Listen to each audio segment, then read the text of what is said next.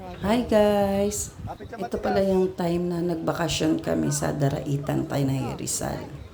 Pauwi na yan yung video na nakuhanan ko.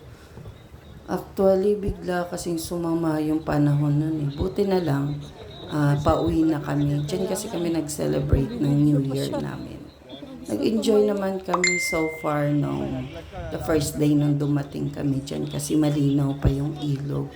Pero ito, since after nag-New Year, start na siya ng 1, nakauwi kasi kami 2. Ganito na yung ilog. So, parang tsokolate na siya. Ayan, struggle din yung pagbiyahe ng mga dyan, mga bangkero. Iniingatan din natin yung mga pasahero para makatawid ng safe. At sa awa ng Diyos, ayan, nakatawid din naman ng safe yung yung bangka. Thanks God. Ayun dadaong na sila.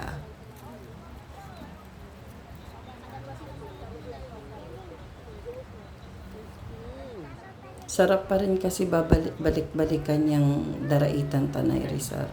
Sobrang nakaka-refresh ng utak sa mga stress, ganun. Kaya see you again, Daraitan.